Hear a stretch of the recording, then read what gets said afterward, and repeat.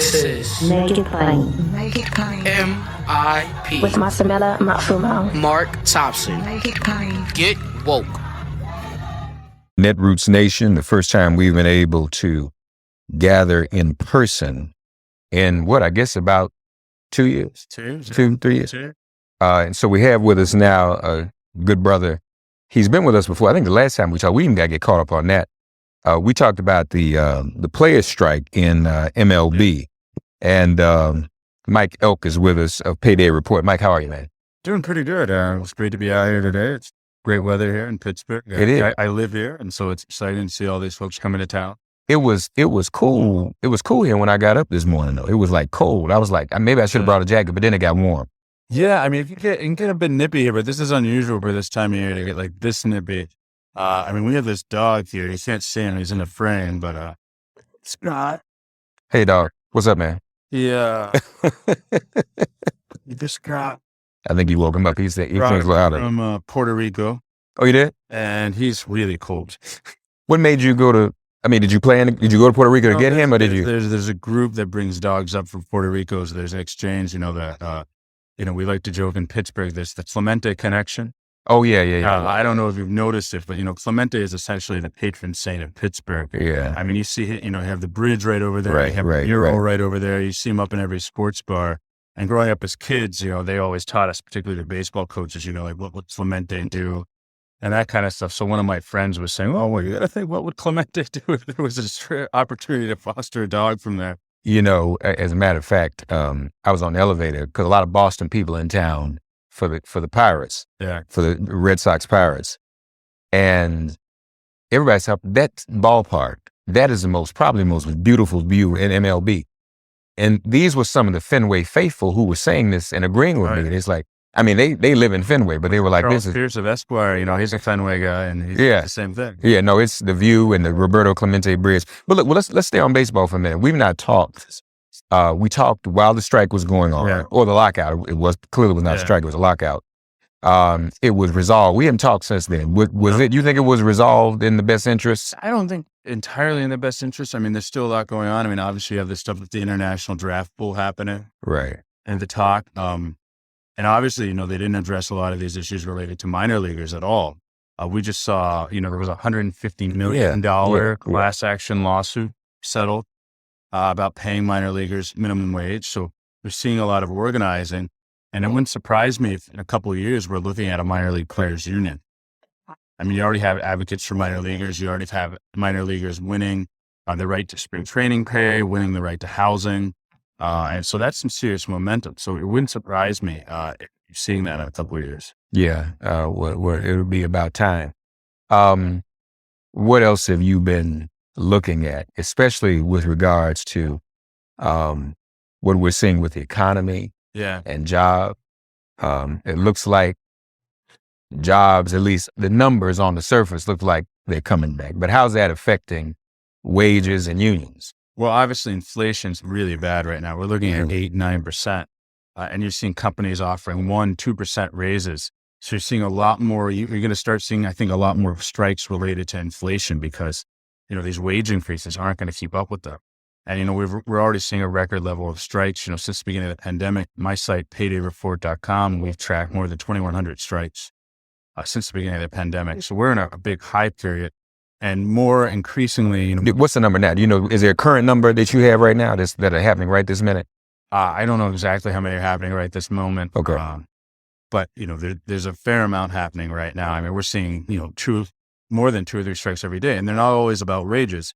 For instance, there's a pizza chain in Columbia, South Carolina, where the workers went out over racist treatment by managers, and so we're seeing a huge uptick in retail organizing. We've seen more than 300 Starbucks organized since the beginning of the year.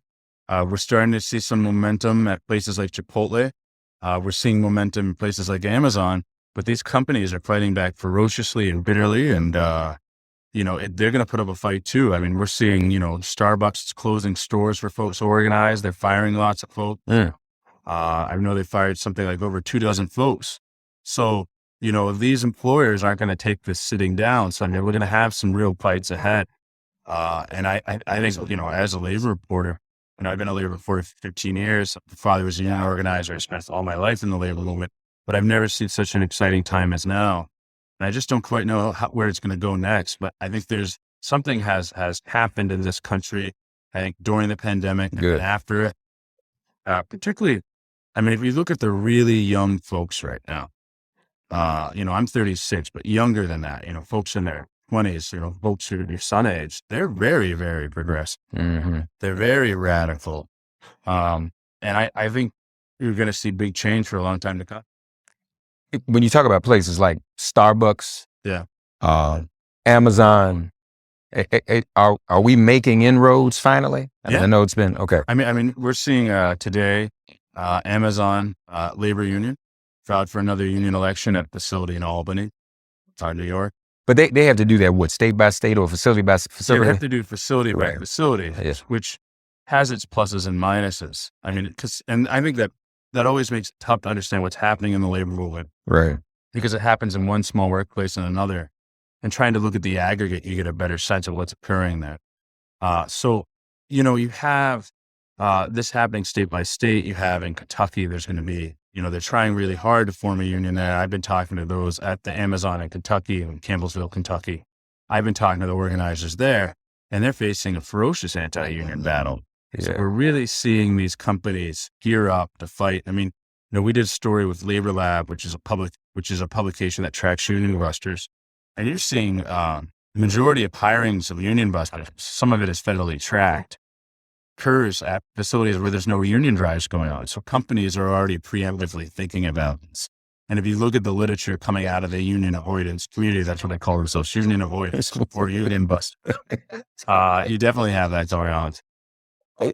What about Starbucks? What's our status with Starbucks? And Starbucks is refusing to bargain. They're saying they're never going to get a contract. The CEO of Starbucks is saying, over my dead body. But I mean, look at Chipotle, right?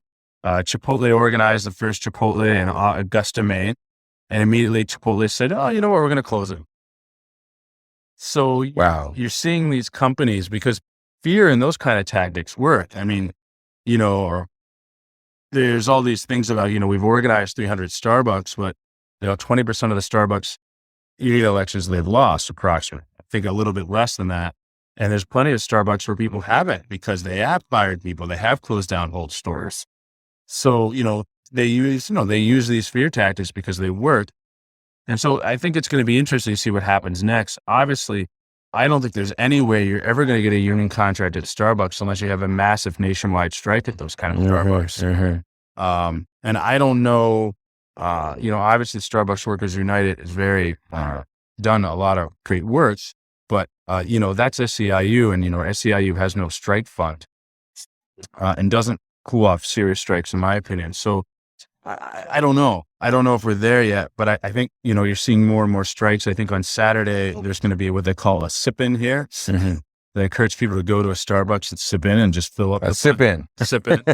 Sip in. But I mean, honestly, and we talked about this before, that's what we need. We need the consumers to show more of an interest. I mean, everybody's addicted to Starbucks. Yeah. But people don't think what that addiction does to its workers. Amazon, we're all addicted to Amazon, and we don't always think about. Amazon is in a very vulnerable position. There was an article in the Washington Post earlier this week about TikTok stars, that there's a group of stars that have something over, like a combined 51 million viewers, that are now going after Amazon. Wow. And Amazon internally is really worried about what that means in terms of their ability to attract influencers, because there are alternatives to Amazon. I mean, and so I think, I think, in my opinion, you're more likely to see a union contract at Amazon first before you would at Starbucks. Wow. Because the thing about Amazon right now is they can't build those warehouses, those facilities fast enough. They can't afford to shut down a single one of those facilities. Yeah. They can't build them fast enough. Right. Whereas Starbucks can close a couple dozen stores here and there. They have a couple thousand nationwide, what's a couple stores here and there, if it means defeating the union, right? Yeah. So, you have that dynamic there. How are things here in the city in terms of the politics in Pittsburgh and everything? Well, I think, the political model here in Pittsburgh has been completely upended. We're going to see Summer Lee, the next congresswoman from Pennsylvania, from Pittsburgh. First Black woman ever elected to Congress from the state of Pennsylvania. Also my high school track mate. Oh yeah. Yeah. Okay. So getting to cover her has been extra fun. That's great. You know, we went to the last high school in Pennsylvania under federal integration order. It was a mixed race school, and we were also a football powerhouse. So we went to the state championship twice when I was there. What was the name of your high school? Woodland Hills. Okay. So I went with Steve Breston and Ryan Mundy. Okay. Rob Gronkowski came a few years after us. Wow. Okay. And so there was a lot of You play ball? Yeah, for a couple of years. Yeah. What? Football? Yeah. You didn't play baseball? I played baseball. You played okay. But I played football for like a couple of years in like junior high and prior to that. But then high school, no, I played baseball in high school. Okay. But you know, if you look at what's happening right now is, you know, 4 years ago, Summerlee and Sarah Murato ran a race against two state reps that were old guard incumbent Democrats. Beat them.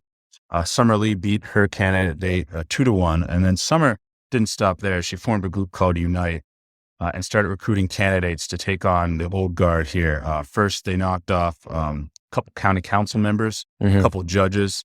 They knocked off the countywide county council president.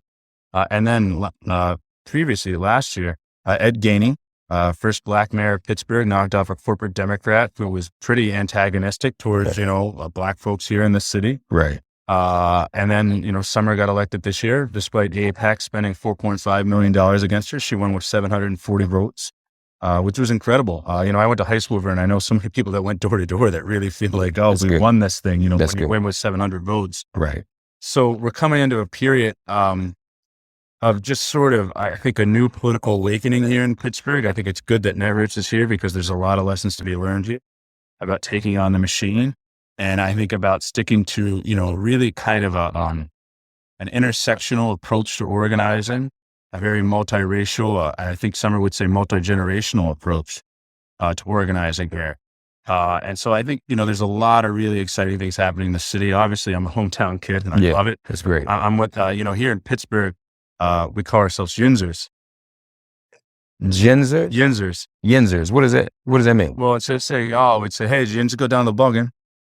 Yins. Instead of y'all, we'll say Yins. That's okay. I didn't know that. I have to get up on that. Yeah. Okay. So we'll say Yins like, hey, Yins want to come over to my house, have a beer, you know?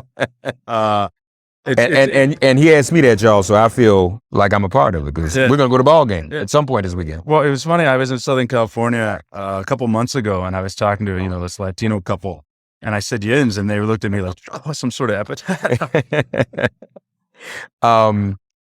Lastly, well, what about Fetterman? Is he good or what? I think mixed bag. Really? Yeah, I mean, well, we need him more than Oz. I mean, we can. Obviously, he's malleable. Obviously, he'll be good as a 51st vote, but I think people painting him as a Jesus or a Messiah will be easily disappointed. I mean, this is a guy who was pro-fracking. You know, he moved in as a trust fund kid into the neighborhood where Summer Lee grew up. He never backed Summer in any of her races. Didn't even congratulate her on what she won. On top of that, you know, he's totally against Palestinian justice. He's come out against it. He's come out against having any conditions on aid to Israel. I mean, he pulled a gun on an unarmed Black guy. Yeah, right. Well, yeah, I heard about it. Malcolm Kenyatta just walked by the way, folks. Nice. Yeah, he acknowledged that in one of the debates. Yeah, and he's done that. And not only that, you know, UPMC here, we have University of Pittsburgh Medical Center. Right. If you can't see, it's right behind you. Big, tall, Black building. Okay. Yeah, you know, it's a nonprofit corporation. It's the largest employer in Pennsylvania, and it's not taxed because it's nonprofit. And, you know, when they came time for, you know, there was a debate over, you know, a lawsuit to tax them. Fetterman came out against taxing them. So every time, whether it's on fracking, whether it's on taxing UPMC, whether it's supporting Summer Lee, Fetterman has always run from the fight, in my experience. And even now, he won't say anything about single payer. So obviously, you know, he'd be much better than Pat Toomey. But I would caution progressives from really seeing him as a champ. I mean, he's going to be someone that I think they're going to have a hard time with in a lot of ways. Yeah. So he's got to be held accountable for sure. Yeah. Mike Elk, paydayreport.com. I have the website right. Sounds good. Folks, you all be sure to check it out. If you see me from the ballpark, I'll probably be with Mike. Beautiful ballpark, PNC Park. We're here in Pittsburgh for Netroots Nation 2022. We're back together again. Thanks for getting woke and listening to Make It Plain. As always, perform an act of kindness on behalf of an elder or young person. Write a letter to a sister or brother who just so happens to find her or himself incarcerated. Offer libations to the ancestors upon whose sturdy shoulders we all now stand. And above all, give thanks to the God of your understanding by whatever name you call her and him. All God asks of us is that we give each other love. Thanks for giving MIP love. And please remember to subscribe and give us a 5-star rating. If all hearts and minds are clear, it has been made plain.